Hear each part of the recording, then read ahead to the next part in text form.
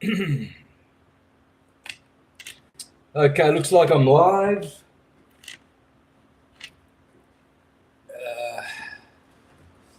Bring that board over. Hi guys. Hey Nick. Have you got a guitar?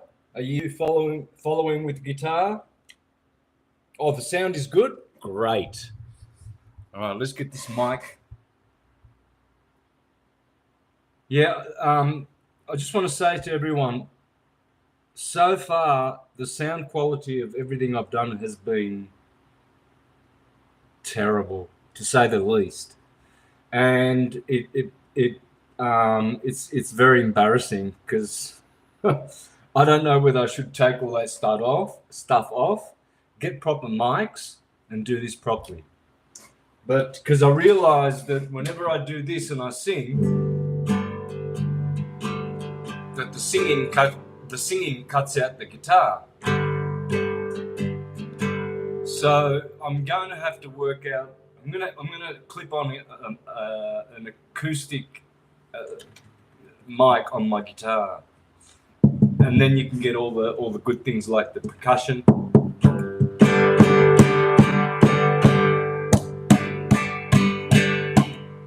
Remember, we learnt that percussion. You just hit that part of your thumb there, right? I would practice that as much as possible. It's going to be handy one day. And then for down here, you've got with your ring finger. All right, your ring finger does all the hitting. So while I'm strumming,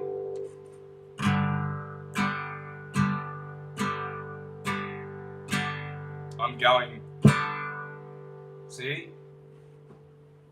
I'll do it like this. Now it's going to take you a while to get the hang of that, but this is going to be part of the fusion that you're learning. Flamenco, rock, and blues, okay? So yeah, so you've got this one.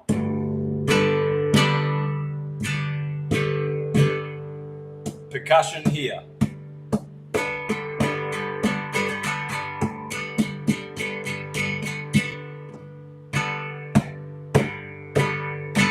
And then there's this one. So I'm going from one to the other.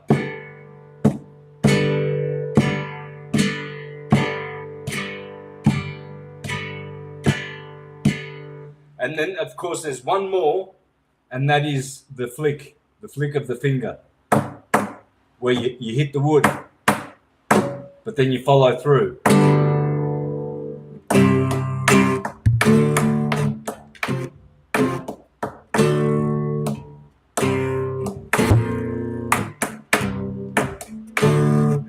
It's much more versatile as well, because you can do taps before you play.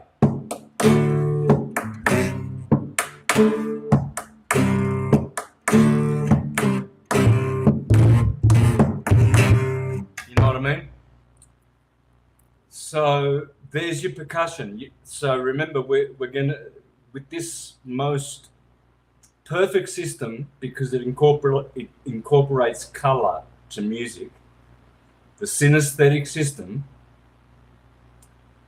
the most perfect and easy way to learn the guitar, guys, automatically is going to make you a harmonist, a singer, a lyricist, a dancer, and a percussionist. You're probably only thinking, oh, this is all about music and guitar. Oh no, I'm going to teach you the skills. I'm already doing that as I go. To be a singer, a lyricist, how to write songs, to be a poet. You know, how to rhyme. You know, like for instance, you know, I got a song,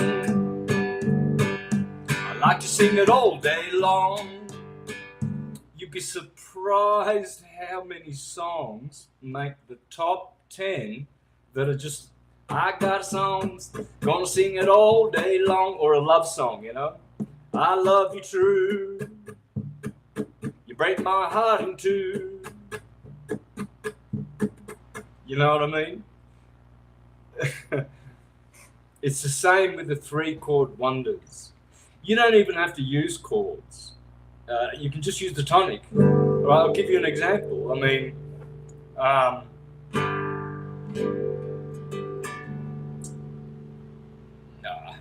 mean, yeah, you can just stay on the tonic on any song, but it's gonna be sort of like, you see, because when you go to another chord from the tonic, and in this case we're using G major, okay, we're in the G, and the G is the tonic, okay, because that's the key we're playing in.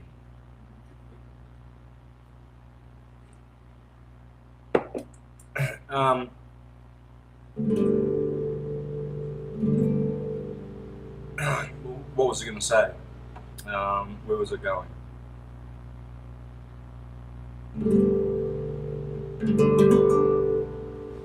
Anyway, but oh yeah, that's where I was going. So I've already mentioned this in another show, that when you're playing the tonic, you're at home. It's like you're driving on a straight road, no tension. Okay, so let's just drive on a straight road.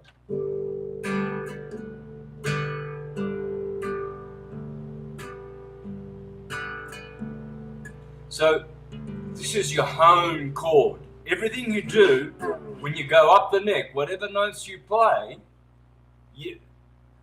you should be landing on those 3 notes, D, G, and B, which make up the G chord, right? D, G, D, G, B, D. So open G. By the way, the other one that's easy is open A. So which means, yeah, it's either G or A. They're the most common, because you can't go open much more unless you start using a capo, right? And then what'll happen is, if you go up too high without a capo, you can break the strings. These strings are designed only to have that much tension. You can only tune them down. See, this has been tuned down to a D. Well, it's not vibrating, but what'll happen is, if I go down lower, this will vibrate on all the frets here, and because the strings, which are 66 centimeters long, very interesting, 66, they are designed to have this amount of tension. So you can only really play with open G, open A. You can go down to F, open F. I play when the levee breaks. So now it's in G, but really, what they did was they played it in G.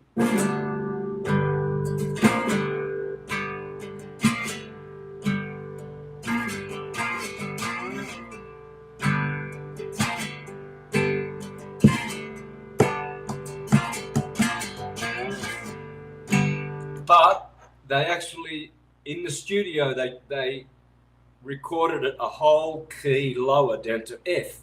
So you see a lot of guitarists,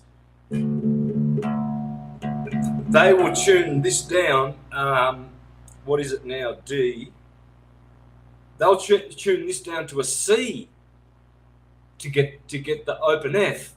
And it sounds really nice and deep. It's a beautiful, beautiful open. But you can feel the strings sort of just too loose. It's too loose.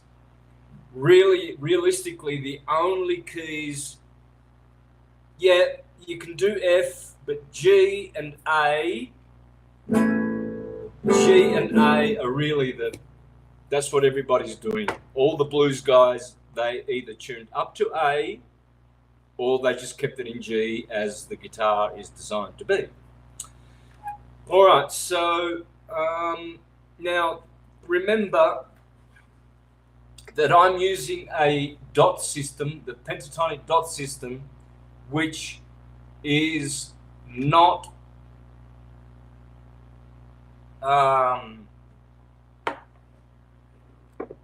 what's the word I'm looking for? A very uranium word, since my Uranus is in my first house. Unconventional. Okay. Now, let me explain why I have the dot here on the 10th fret and not on the 9th fret, like all the guitars in the shops. Well, because then you won't be able to have your 5 chords. You won't be able to have red, yellow at the first dot, B flat, C, green, D, blue, and F, purple, violet. So, and this is indigo here, but that is not even the reason why all the guitars that have the dot here are wrong. They're wrong. Simple. Because if you have a dot here, that means you are going, this is called a minor triad. Remember, last week we learnt that that's a semitone. From here to here is a semitone. From one fret to the next is a semitone.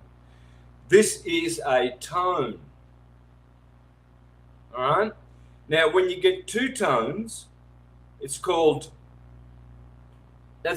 a major triad, because you see now you've got a jump in the middle. You see?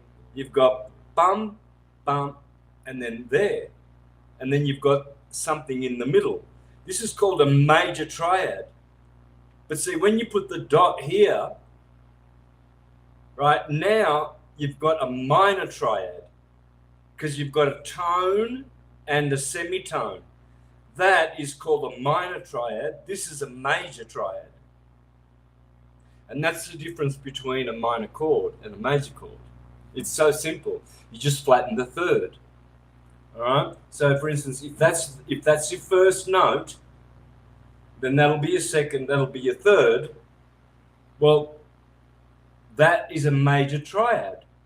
But this is a minor triad. So having the dot here gives you 2 minor triads,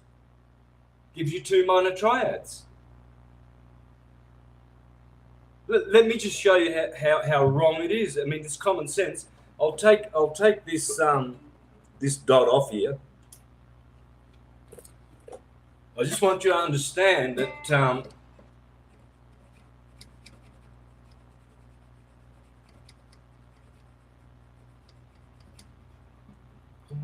all right, so let me put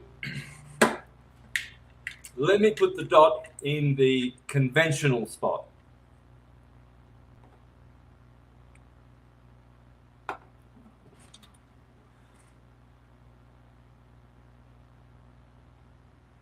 All right. So now do you see what's going on? Well, of course, this is the 12th fret, so let's just leave my finger there. All right, well, let's point it to there, okay? Now, what have you got? Back of my finger, you've got a minor triad, right? So from this dot or fret to this fret is a minor triad. That's a major triad. This is a minor triad. And then forward of that finger, you have another minor triad. Well, you can't do that. It doesn't happen anywhere in any civilization, in any dimension, in any musical scale, ever in the history of history. You can't do this. You can't play notes. You can't play that. That's not music. That's not a scale. You can't play two minor. You can if you're doing jazz and the melody. That's the melody. Of course you can. You can do that, but you can't. You won't be able to do everything on the guitar at all, unless you remove that dot, get it out of there, and put it on the 10th fret. So let's just do that right now. So once and for all, why can't the dot be on the 9th fret, which is convention? Why? Because when you go back to the G here at the 12th fret, behind you have a minor triad, right? Which means a whole tone and a semitone. See, there's a tone there and there's a semitone there. That's a minor triad. And then in front of my finger, there's another minor triad. That doesn't happen anywhere. Two minor triads.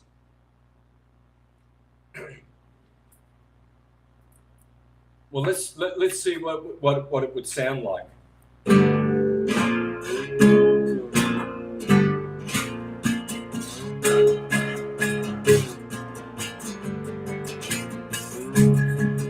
That's what it would sound like. That sounds shit. Whereas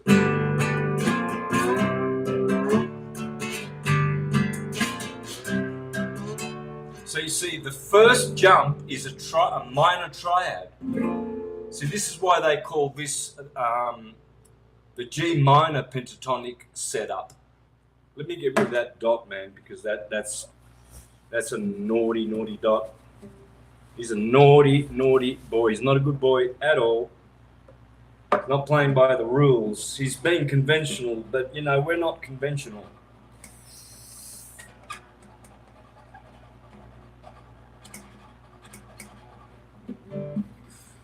You guys may be thinking this is a bit brutal of a way to play with the guitar.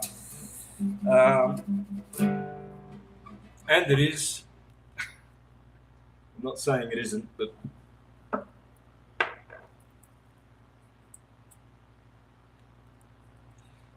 so let me put the dot back where it should be. And please make sure you have your dot there, because now what do we have? Well, let me show you.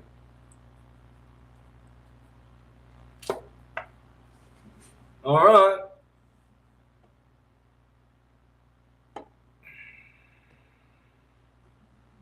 Now what we've got is we've got 5 major pentatonic scales to play with.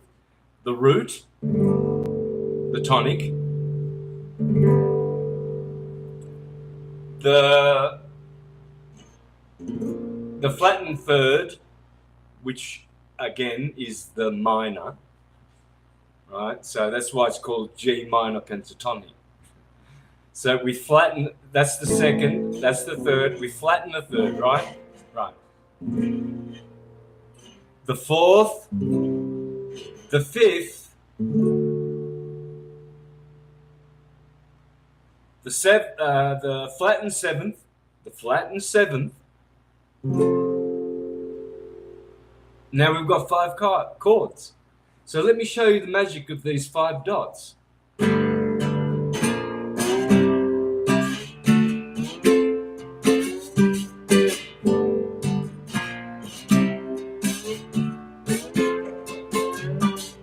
Whatever you do, you can't go wrong with those 5 positions. You can't go wrong.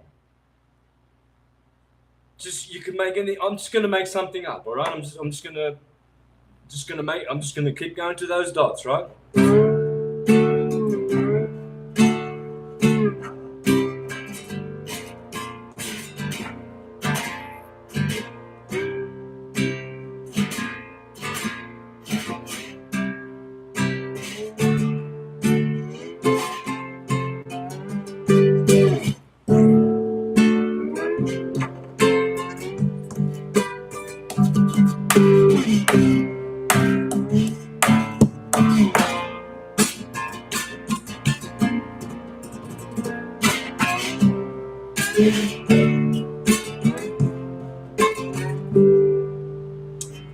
And what is more, I'm going to show you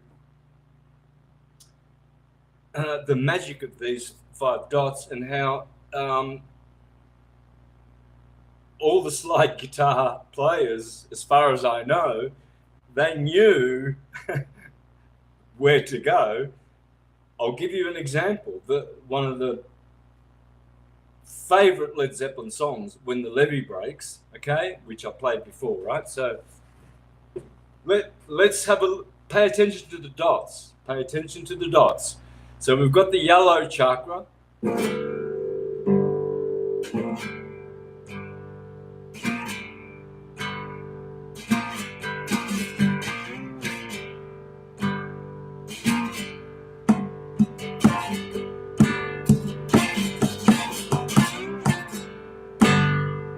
All right, now watch what he does here. So he's gone and to there. I'll explain why later. There's no dots there, so you're probably thinking, oh, wait a minute, that's not even where the 9th fret is. That's the 8th fret. This is something altogether different. Okay, just relax for a moment. So we know that he goes to the 10th fret, right? Then he goes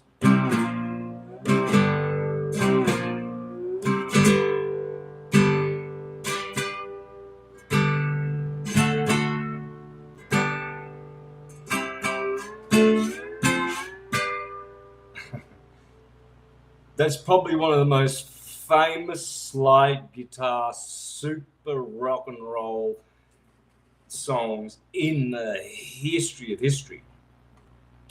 But whatever you do, don't go and start playing with Jimmy Page, because remember, they tuned it down to F. So you're gonna have to, if you're gonna play with the recorded version, which is a pain in the butt, because I need about 10 different guitars here in all different tunings. I need open F, open G, open A for a start. Got standard tuning, I've got other tunings. But anyway, yeah, whatever you do, don't go away after this lesson and go, all right, when the levee breaks, press that button and then go.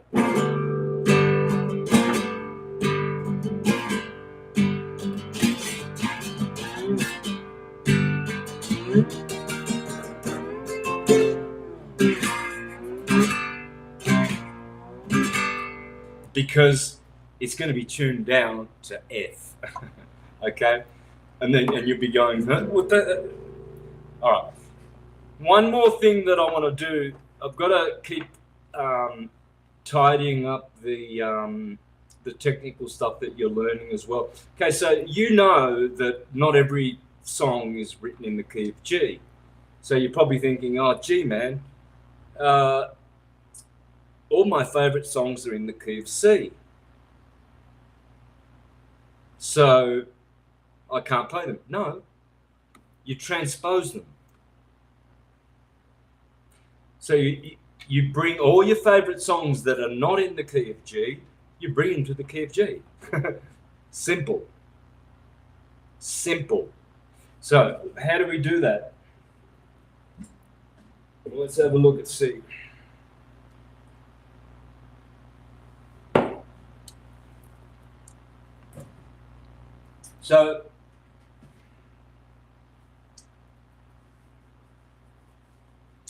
So in the key of G, I could probably just stay seated, right?